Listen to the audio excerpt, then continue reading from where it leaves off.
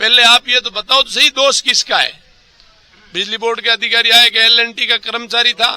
अरे हमारे खेत में कोई एक्सीडेंट से तो इनकी डेथ हुई नहीं, सांप के काटने से डेथ हुई नहीं, तो फिर आप कर क्या रहे थे? आपकी मॉनिटरिंग में कमी है। और मैं तो यहाँ का जो दूसरा प्रशासन है या जिले का प्रशासन है, उन्होंने शायद कलेक्टर और एसडीएम भी कभी जीएसएस के जाके सर्वे नहीं करते भाई कितने लोग काम कर रहे हैं, कि ये टेक्निकल काम है। अरे भाई टेक्निकल काम तो दूसरे हैं, जीएसएस पर जाकर के आप देख तो सकते हो कितने कर्मचारी काम कर रहे हैं। 300 रुपए मजदूर दाढ़ी जाता है, 9,000 रुपए मंथली दिए जाते हैं। आप में कुछ योग्यता इनसे अलग थी, इसलिए 1 लाख रुपए सैलरी दी जाती है। उन सैलरी का पूरा अगर काम नहीं करोगे तो ये जनता जूते मारने के लायक अब बन गई है। अब इनको जूते मारेगी अधिकारियों को। देखिए, ये जो जोधपुर विद्युत वितरण निगम लिमिटेड है, जेवीएनएल, भयंकर इसमें लापरवाही। हर जीएसएस की ये हालत है। हर जीएसएस पे इनके 3-3 बंदे तो जीएसएस को हमेशा सेफ मतलब उपस्थित रहने के लिए होते हैं, बाकी के मेंटेनेंस वगैरह देखने के लिए दूसरे आदमी होते हैं। इनके पास जो एफ टीम होती है जो फॉल्ट निकालने की, वो कहीं मौजूद नहीं है। और कहीं पे भी किसी भी जीएसएस पे आप देख लो, कहीं पे भी योग्यताधारी बंदे नहीं है। सब 8वीं 10वीं पढ़ा, गांव का कोई भी किसी को भी पकड़ लिया, कागजों में नाम किसी और आईआईटी किए हुए बंदे के चल रहे हैं, मौके पे काम कोई और कर रहा है। तो इस तरह की आए दिन ये घटनाएं हो रही। बीकानेर जिले में नहीं, समूचे राजस्थान में इस तरह की बहुत सारी घटनाएं हो रही है। 10-15 एक्सीडेंट हुए हैं, ऐसे मतलब ऐसी घटनाएं हो गई। उसमें एक फैक्ट है, एक सरकारी नौकरी और एक निश्चित मुआवजा होता है, और दोषी जो अधिकारी है उनके खिलाफ एफआईआर होती है। तो ये एक नियम बना हुआ है, तो ये किस चीज का इंतजार कर रहे हैं? यहाँ कानून व्यवस्था भंग करने का ये अधिकारी इंतजार कर रहे हैं कि यहाँ के लोग उग्र हो जाए, यहाँ कुछ नुकसान हुए, तोड़ फोड़ हुए, तब हम माने। दोस्तों, राजस्थान का राज चैनल में आप सभी का हार्दिक स्वागत और अभिनंदन है। मैं नरेश है। दोस्तों, आज एक बड़ी दुखद घटना घटी है।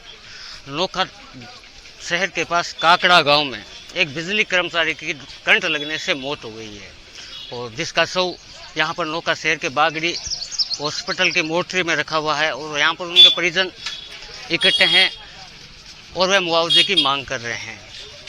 तो यहां पर काफ़ी सारी भीड़ इकट्ठा है, और जिन्होंने शव लेने से मना कर दिया है, और उनकी मांग है कि मुआवजा दिया जाए। काफ़ी दुखद घटना है। विभाग अभी समझाइश कर रहा है ताकि परिजन शव ले लें। और यहाँ पर काफ़ी भीड़ भी आप देख सकते हैं कि काफ़ी भीड़ इकट्ठा हो गई, और कुछ लोग यहाँ पर धरने पर भी बैठे हैं, तो हम उनसे चर्चा करते हैं।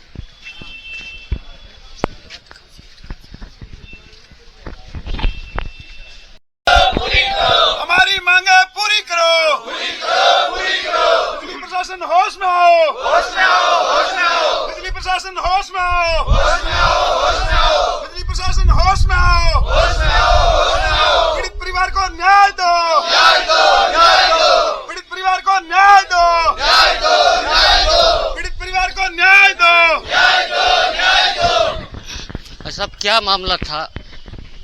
मृतक दानाराम जो काकड़ा जीएसएस सेकंड पर जिनकी डेथ हो गई, और ये एल&टी कंपनी में काम करता था। कल 4 बजे इनकी डेथ हुई, और डेथ होने के बाद अब 20 घंटे होने जा रहे हैं।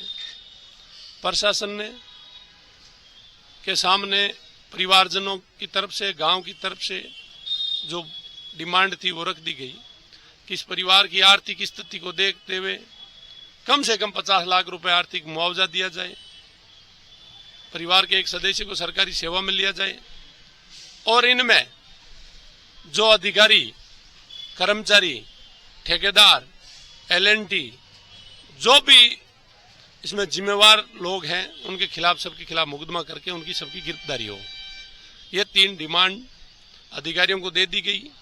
लेकिन यहाँ के जो अधिकारी है, भ्रष्ट और चोर अधिकारियों ने, उनके आंख पर ना तो कहीं चेहरे पर मौत का गम है, और ना ही उनके मन में कहीं ऐसा लग रहा है कि इतनी बड़ी क्षति ये 2025 में 7 महीनों में ऐसी कम से कम 1.5 दर्जन घटनाएं हो चुकी है। और 1.5 दर्जन जो घटना हुई है उसमें घटना घटित होने वालों लोगों की संख्या, लोगों की जो उम्र 25 से 30 साल है। मैं चाहता हूं, भगवान से दुआ करता हूं कि अगर ऐसी घटना किसी बड़े राजनेता या बड़े जो अधिकारी है इनके घर में हो जाए तो कैसा लगे इनको। इन अधिकारियों की लापरवाही की वजह से जब एक जीएसएस को चलाने के लिए सरकार के नियमों को फॉलो किया जाए या सरकारी जो तंत्र है वो कहता है 8 घंटे ड्यूटी एक जीएसएस में एक कर्मचारी करेगा, तो 3 कर्मचारी एक जीएसएस में होने निर्धारित है। अभी एक्शन, आईएन, जेएन और तहसीलदार की मौजूदगी में ठेकेदार कह रहा था कि 2 आदमी रह रहे हैं, आईएन भी कह रहा था 2 आदमी रह रहे हैं, एक्शन भी इस बात को स्वीकार कर रहा था। वास्तविकता यह कि एक भी नहीं था, इसलिए ये घटना घटित हुई। अगर पूरा सिस्टम, पूरा तंत्र यूज किया जाता तो शायद आज दानाराम की लाश इस मोर्चरी में नहीं होती। हम चाहते हैं कि इस निठले और निकृष्ट ऊपर से नीचे तक जो भ्रष्टाचार में डूबा हुआ शासन प्रशासन है, सरकार के उस इलाके के लेकर के एक चपरासी तक जो सिस्टम में गड़बड़ हो रही है वो सिस्टम में सुधार हो और ऐसे 25 साल 30 साल के भाइयों की जान दोबारा इस नौका क्षेत्र में नहीं जाए, राजस्थान में नहीं जाए। ये हमारी मुख्य मांग है, डिमांड है। और हम चाहते हैं कि ऐसे अधिकारियों के खिलाफ एफआईआर करके तुरंत इनकी गिरफ्तारी हो जानी चाहिए जिनकी वजह से ये घटना घटित हो रही है। ये अभी कह रहे हैं पोस्टमार्टम करवा लो। अरे आपको कौन सी जल्दी हो रही है भाई? परिवारजन ये कह रहे हैं कि हमारी, पहले आप ये तो बताओ तो सही दोष किसका है। बिजली बोर्ड के अधिकारी आए कि एल&टी का कर्मचारी था। अरे हमारे खेत में कोई एक्सीडेंट से तो इनकी डेथ हुई नहीं, सांप के काटने से डेथ हुई नहीं, तो फिर आप कर क्या रहे थे? आपकी मॉनिटरिंग में कमी है। और मैं तो यहाँ का जो दूसरा प्रशासन है या जिले का प्रशासन है, उन्होंने शायद कलेक्टर और एसडीएम भी कभी जीएसएस में जाके सर्वे नहीं करते भाई कितने लोग काम कर रहे हैं, कि ये टेक्निकल काम है। अरे भाई टेक्निकल काम तो दूसरे हैं, जीएसएस में जाकर के आप देख तो सकते हो कितने कर्मचारी काम कर रहे हैं। 300 रुपए मजदूर दाढ़ी जाता है, 9,000 रुपए मंथली दिए जाते हैं। आप में कुछ योग्यता इनसे अलग थी इसलिए 1 लाख रुपए सैलरी दी जाती है। उन सैलरी का पूरा अगर काम नहीं करोगे तो ये जनता जूते मारने के लायक अब बन गई है। अब इनको जूते मारेगी अधिकारियों को। तो भाई साहब, आपको प्रशासन की लापरवाही नजर आ रही है इसमें? देखिए, ये जो जोधपुर विद्युत वितरण निगम लिमिटेड है जेवीएनएल, भयंकर इसमें लापरवाही। हर जीएसएस की ये हालत है। हर जीएसएस पे इनके 3-3 बंदे तो जीएसएस को हमेशा सेफ मतलब उपस्थित रहने के लिए होते हैं, बाकी के मेंटेनेंस वगैरह देखने के लिए दूसरे आदमी होते हैं। इनके पास जो एफ टीम होती है जो फॉल्ट निकालने की, वो कहीं मौजूद नहीं है। और कहीं पे भी किसी भी जीएसएस पे आप देख लो, कहीं पे भी योग्यताधारी बंदे नहीं है। सब 8वीं 10वीं पढ़ा, गांव का कोई भी किसी को भी पकड़ लिया, कागजों में नाम किसी और आईआईटी किए हुए बंदे के चल रहे हैं, मौके पे काम कोई और कर रहा है। तो इस तरह की आए दिन ये घटनाएं हो रही। बीकानेर जिले में नहीं, समूचे राजस्थान में इस तरह की बहुत सारी घटनाएं हो रही है। तो ये घोर इनकी लापरवाही है और कोई ध्यान नहीं देता है। डेथ हुई, 2 दिन धरना प्रदर्शन हुआ, जैसे में से सल्टा सुल्टू कर फ्री कर दिया, फिर आगे से ये मतलब पुनरावृत्ति के लिए कोई इनका कोई एक्शन नहीं है। तो आगे के लिए रोड मैप बने, ऐसी घटनाओं की पुनरावृत्ति ना हो, दोबारा ऐसी घटना ना हो, इसके लिए इनको बाध्य होना पड़ेगा। और जो पीड़ित परिवार है उनको न्याय मिलना चाहिए। मेन बात यह है, हम ना तो यहाँ कुछ मांग करने के लिए आए, ना कोई शौक है, ना कोई राजनीति है। यहाँ पीड़ित परिवार को न्याय मिलना चाहिए, ये हमारी मांग है।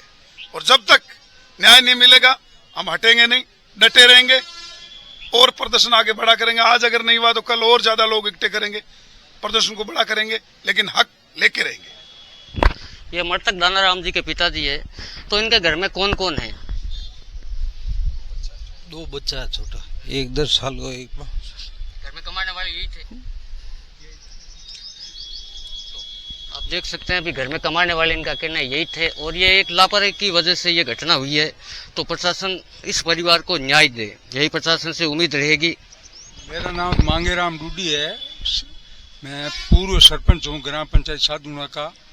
और उस टाइम ये चित्ताना है, ये हमारे जोगाराम जी है, जो मतलब ये भी उसी क्षेत्र में थे, चित्ताना ग्राम में ही।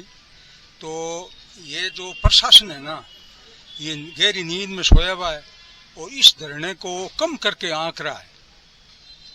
मतलब ये इसको शून्य मान रहा है उस धरने को। ये मतलब ये हमारी जो मांगे रखी है, इन मांगों को कोई तवज्जो नहीं दे रहा है, जबकि एक रूलिंग बनी हुई है। 10-15 एक्सीडेंट हुए हैं ऐसे मतलब ऐसी घटनाएं हो गई। उसमें एक फैक्ट है, एक सरकारी नौकरी और एक निश्चित मुआवजा होता है और दोषी जो अधिकारी है उनके खिलाफ FIR होती है। तो ये एक नियम बना हुआ है, तो ये किस चीज का इंतजार कर रहे हैं? यहाँ कानून व्यवस्था भंग करने का ये अधिकारी इंतजार कर रहे हैं कि यहाँ के लोग उग्र हो जाए, यहाँ कुछ नुकसान हुए, तोड़ फोड़ हुए, तब हम माने। तो ये इंतजार किसका कर रहे हैं? एक नियम है कि ठीक है, कल एक्सीडेंट हो गया तो FIR हो गई, दोषी कर्मचारी जांच हो गई, भाई कौन कौन दोषी थे। और ये मुआवजा और ये मतलब ये आपको ये जो है आश्रितों को एक आदमी को नौकरी दी, ये हो जाना चाहिए। नींद में सोया हुआ है और यहाँ की पब्लिक जो है उसको कम करके प्रशासन नहीं आके, ये प्रशासन को जगाना अच्छी तरह से जानती है और अपना जो हक है वो जबरदस्ती छीन के लेगी, नाक में से निकलेगी अगर वो ध्यान नहीं देगी। ये देखे ये उठ कर चले जाएंगे, आज बैठे हैं, कल बैठे हैं। हम करेंगे बहुत बड़ा प्रदर्शन और प्रशासन को घुटनों पर लाके दम लेंगे। आगे ऐसी कोई घटना नहीं हो उसके लिए प्रशासन को क्या करना चाहिए? इसके लिए जो प्रशिक्षित वहाँ पर कार्मिक रखने चाहिए और जो नियम जिनके गवर्नमेंट ने नियम बना रखे हैं उस हिसाब से वहाँ जो है कर्मचारी नियुक्त होने चाहिए। वो क्या योग्यता है उसकी, उस टाइप की योग्यता, काम को जानना चाहिए, कब लाइट कटनी चाहिए, कुछ कब चालू होना चाहिए, उसका नॉर्म्स होना चाहिए, वाकायदा रजिस्टर में एंट्री होना चाहिए। उसका एक जो सुपरवाइजर है उसको फिर हरी झंडी देनी चाहिए, अब आप चालू कर सकते हो। अब अंदाज से ही मतलब पहले कह दिया कि तैयार कीजिए आप उस लाइन को, और फिर कोई लल्लू पंजू आ गया, वहाँ था ही नहीं, उसने आज चालू कर दिया। तो ये एक घोर लापरवाही है। इसलिए आइंदा ट्रेंड जो है, ट्रेंड कर्मचारी और ट्रेंड व्यक्तियों को रखा जाए और वो लाइबिलिटी है अगर इस टाइप की घटना होती है, एक्शन संबंधित एक्शन उससे वो टेक्निकल अधिकारी है उनका सबसे पहले उनकी जिम्मेदारी नियत की जानी चाहिए, उनको समुचित दंड दिया जाना चाहिए इसके लिए। यानी काम सारा नियम से होना चाहिए, भाई साहब का कहना है।